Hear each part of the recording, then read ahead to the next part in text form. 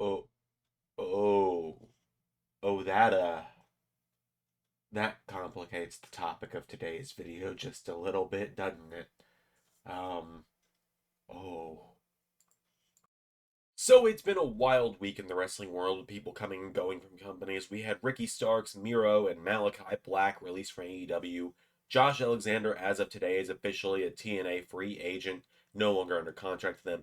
And we had a plethora of unfortunate WWE releases last Friday as well. Now, we've already seen that Ricky Starks landed right on his feet and ended up at NXT 48 hours after the AEW release. And there's been a lot of reports and a lot of speculation about where Miro, Malakai Black, and Josh Alexander are going to go, with reports coming out yesterday from Fightful, I believe it was, and Cultaholic is the website I'm using here today, as you can see, that there is interest in Josh Alexander in both WWE and AEW. So I want to talk about Malakai, Miro, and Josh today. Just give kind of my thoughts if they were to go to the WWE, since that's the primary show I watch. I catch a little bit of AEW nowadays since I have to do research for it for LS11 Universe stuff. But I want to just talk about each of them, although, again, that does complicate things a little bit with this idea. But let's just go ahead and rip the band-aid off about Josh, because he could very well show up tonight at NXT Vengeance Day if he really wanted to. Go check out LS11 Universe when you want to watch along over there when the show starts tonight. But for Josh, I feel like the easiest way to slot him into WWE is just to do something with Ethan Page immediately. That's where everyone wants to see him and give the people what they want in that regard. Whether that's teaming with him or feuding with him, I feel that the NXT tag division is so stacked already that the North would be a great injection of life of two ready-made main eventer guys already in there.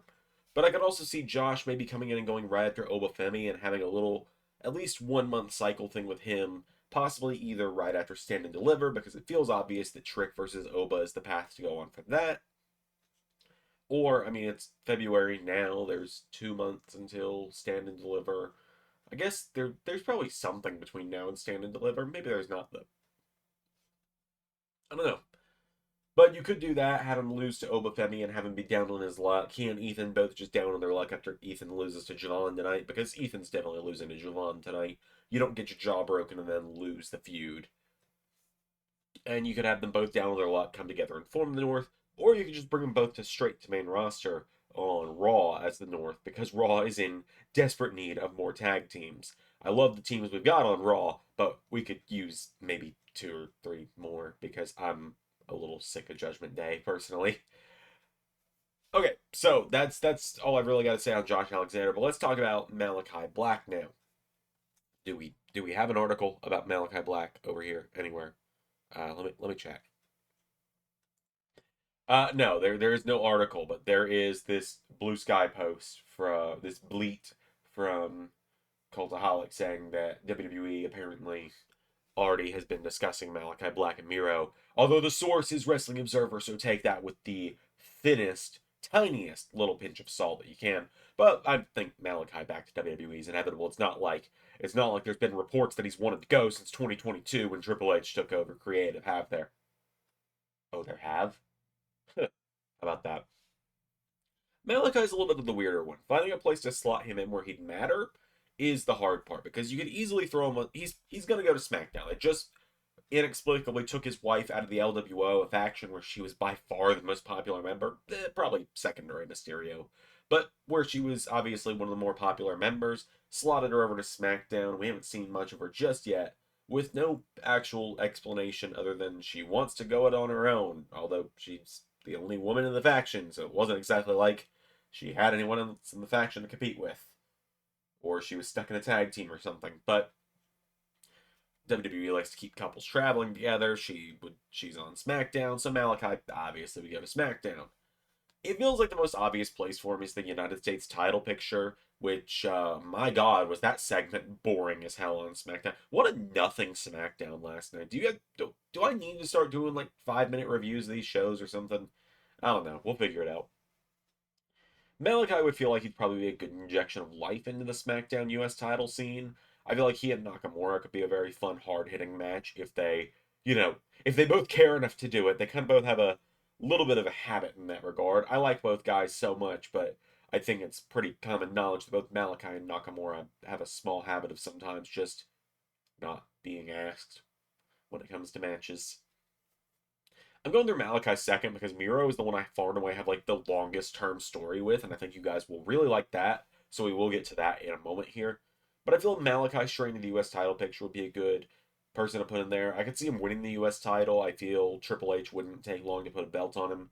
That was a guy he liked in NXT a lot, although he is probably one of the least cared about NXT champions under Triple H. And what I mean by that is he never main evented a takeover as NXT champion, and he held the title for a while. He won it in New Orleans, and then he didn't lose it until Brooklyn time. A little after Brooklyn, actually, I think. It was just before Brooklyn. He lost it just before Brooklyn because he was injured by Brooklyn. And he had it for like two takeovers, and he never got to main event. It was always the Gargano and Ciampa show. So I feel like there's at least something for him in the upper mid card of WWE. Do I think they could make him a main eventer again? I mean, if you book him right, just about anyone could be a main eventer. I mean, my God, they made Great Khali a main eventer. So I feel like Aleister, Malakai, whatever they're going to call him, I could also see him sticking with the Malakai name, honestly, if he wanted to keep doing the evolution of his character, because Malakai was just the extension of what Aleister had been in WWE. He's just kind of picking up where he left off, but with less old man involvement and more Tony Khan involvement, and it kind of fell apart a little bit. But anyways, I would love to see them, maybe. Well, I was gonna say revisit the stuff with Cody, but to revisit the stuff with Cody, you would need Arn Anderson to block the Black Mass, and I don't think we need that again. We don't need the sequel to that. That killed so much of Aleister's aura in AEW. It was kind of ridiculous. I remember watching it happen, and I just was dumbfounded when it happened that day. But I mean, yeah, that's the easiest place for Malachi is straight into the U.S. title scene.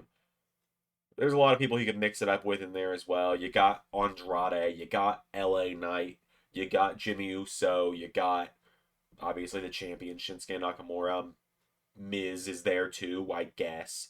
But this is the big one. Miro is expected to re-sign with WWE very soon, according to Cultaholic. Did they give any? Um, let's see. It's Meltzer again. So again, pinch of salt from old Davy Boy. But Miro is expected to re-sign with WWE really soon. My gears started turning immediately with this, and I will show you why. This post came out, it was actually on Sheamus' Twitter, but I'm not over there anymore for obvious reasons. I just lurk around Blue Sky just to see cool art and get occasional wrestling news from like Fightful. But Sheamus and Miro, they're best friends, and I feel that there's a story here. Okay? This is the story I feel there is. Sheamus is down on his luck right now. That is the story they are telling in WWE. He's down on his luck. He doesn't know what to do. He feels like he's not the Celtic Warrior anymore. Everything feels like it's been falling apart for Sheamus, and he feels like he's at the end of the road. You have Sheamus getting ready to announce his retirement on Raw, and you have Rusev come out. The people who know their best people are going to pop because it's the return. People who know their best friends in real life are going to be excited to see them together on screen. And Miro, Rusev, I'm just going to keep calling him Rusev from this point in the video. Rusev comes out there and he hypes Sheamus up. He says, I haven't been here in 5 years. I watched you climb back to the top and be the best of your career, putting on banger after banger after banger. And now look at you. You're acting like it's all over because you couldn't beat Braun Breaker. That's not the Sheamus I know. That's not the guy who drinks kegs and kicks heads. You're going to kick his ass. And I'm going to be there when you do it. And Miro and Sheamus, or Rusev and Sheamus, are going to form this brotherly bond, kind of like what Sheamus and Drew had. I feel like Sheamus is really good at playing off people he's close with in real life. We saw it when he and Cesaro became close. We've seen it when he and Drew were on screen together. He and Miro, super good friends. They've got a lot of chemistry together. You'll listen to any of Miro's old podcasts or streams where he and Sheamus would just be shooting the breeze on it. And they had a lot of good chemistry. They had a lot of fun. They're a lot of fun to listen to whenever they talk. I always remember the clip on Miro's Instagram or whatever where when CJ Perry was on Total Divas, like we just watched an episode of Total Divas, then we're gonna watch another one. Sheamus didn't know he was on camera. Just here, we're not watching any more of that shite. It's fantastic. It's a great clip. Go look it up somewhere. Um, so you have Miro hyping Sheamus up all the while. Anytime the bell rings and Miro's in a match, he's crushing people. No, that was completely unintentional, but yeah, he's crushing people. He is running through them. You can have him beat, Joaquin Wild and Cruz del Toro. You can have him.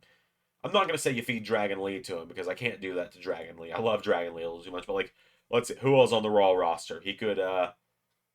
JD McDonough's injured. Carlito, he can beat up Carlito. It really sounds like I'm just having him beat up the Latinos. That's not cool at all.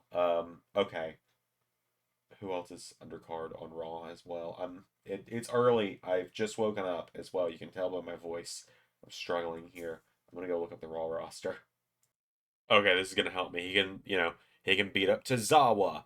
He can let's see, who else is on the roster that he could beat up? Let's see. I'd love to see him kick this stupid person's head. I'd love to see him kick Logan Paul's head in. He probably has a competitive match with Ludwig Kaiser at some point. He probably bumps meat with Otis at some point and taps him out. Love to see him slap that accolade on Otis. That'd be insane. But you get my point. He's storming through the undercarders of Raw, and he is just showing absolutely no mercy, is Miro. All the while, he's hyping Sheamus up there, winning the occasional tag match here and there. And they are going after Braun Breaker. And Miro is even the one that convinces Sheamus, if he wants you to put your career on the line at WrestleMania, you do it because I know you will win. SmackDown before WrestleMania, you had the Andre the Giant Battle Royal. Miro wins it. I guess I'm calling him Miro at this point instead of Rusev. But Miro wins it. And this year, you do what I've always said that the Battle Royal should at least be for. You get a shot at the mid-card title on your respective show. The U.S. title on Raw, or on SmackDown, the Intercontinental title on Raw. So Rusev wins it, and he has earned a shot at the Intercontinental Championship. You have a backstage segment on the SmackDown before WrestleMania where Braun Breaker's watching that. He goes, huh. He looks over, he sees Sheamus across the locker room, and he goes, when I retire your old ass, I'm going to do the same to your buddy on the next night. And Sheamus is ready. WrestleMania, you have Sheamus beat Braun Breaker to win the Intercontinental title. Next night on Raw, you don't do the Sheamus and Miro match yet. You instead have Miro and Sheamus be like, yeah, when we do it, it's going to be a banger. And they're acting like, yeah, and we're going to be best friends when it happens. It's going to be great. We're going to have a great time. And in the meantime, Miro then reveals, hey, I got us a World Tag Team title match against, our War Raiders still going to be champions at the time? New Day, probably. I got us a World Tag Team title match against New Day, and we're going to show them it's not a New Day, it's Rusev Day. New Day versus Miro and Sheamus, and that's where you do the turn. You don't wait 24 hours after Rusev's been the hype man for Sheamus all this time. He kicks him in the head, and he reveals, you're a broken old man. This was all to get you this title because it's going to be a lot easier to break you than it would be to break the Breaker. That was lame. But probably cooler because Miro's cooler than I am, let's be fair. Most things are. I'm just, what do I call myself at this point? Fat AJ Styles, right? Yeah, I'm just Fat AJ Styles, So, Miro and Sheamus, Intercontinental title after WrestleMania. That's the direction I think you go with Miro. But that's what I think for all these guys at this point. So tell me what you think. That was kind of a threw it together as I woke up, early morning stuff. But hey, yeah, come watch NXT Vengeance Day with me tonight. If this goes out in time, go check out Us Love Universe right now. The first episode of TNA, since I originally ended it, might be premiering. I'm going to be trying to do some more stuff over on my other channels as well. I'm going to be trying to be more frequent here on WrestleLuigi. Take a drink every time I've said that and not followed through. But I'll see you guys next time.